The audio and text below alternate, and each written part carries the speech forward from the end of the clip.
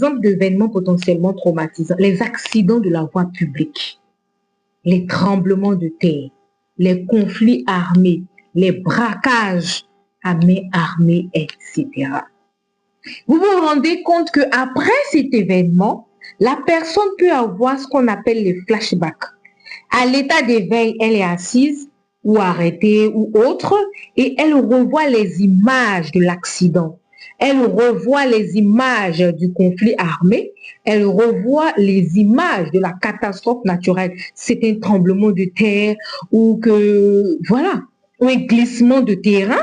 C'est-à-dire, elle est là et elle voit en live le terrain qui est en train de glisser, l'immeuble qui est en train de tomber. Et depuis ce jour, ces images-là sont restées.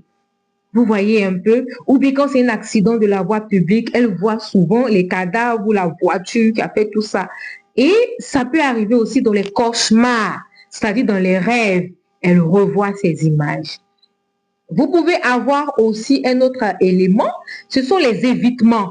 Vous allez voir que vous qui aimiez aller à cette boulangerie-là, depuis qu'il y a eu cet accident là-bas, comme événement potentiellement traumatisant, maintenant vous faites le long tour, c'est-à-dire même s'il faut aller faire 2 kilomètres comme ça, alors que de là à là, ça fait 1 mètre, vous préférez faire les 2 kilomètres là pour aller dans cette boulangerie que de passer là où l'accident a eu lieu.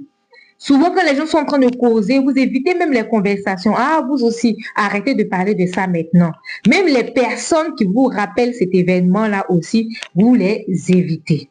D'accord? Et l'autre élément, c'est ce qu'on peut appeler l'hypervigilance ou les sursauts exagérés.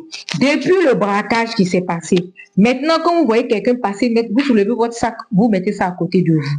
D'accord? Ou bien dès qu'une mamie tombe, vous sursautez en même temps. Parce que ça vous rappelle certains événements que vous avez vécus. Dès que vous voyez une voiture qui ressemble à la voiture avec laquelle vous avez fait l'accident, votre cœur commence à battre comme ça, la chamade, fort. Boum, boum, boum, boum. Vous voyez un peu. Donc, ce sont des choses comme ça qui peuvent arriver. Et souvent, quand la personne n'a pas quelqu'un en face à qui expliquer et que la personne ne normalise pas les réactions parce que par rapport à l'événement potentiellement traumatisant, la réaction des flashbacks que vous avez, les évitements, l'hypervigilance et tout ça, ce sont des réactions normales par rapport à ce que vous avez vécu. D'accord? Ok. Donc, la personne a l'impression de devenir folle.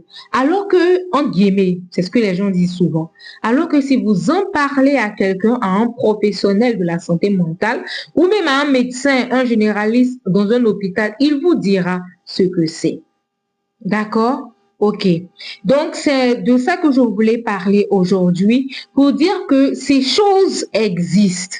D'accord? Ces manifestations, ces réactions psychologiques-là existent. Ce n'est pas une fatalité. D'accord? Après un événement potentiellement traumatisant, vous pouvez avoir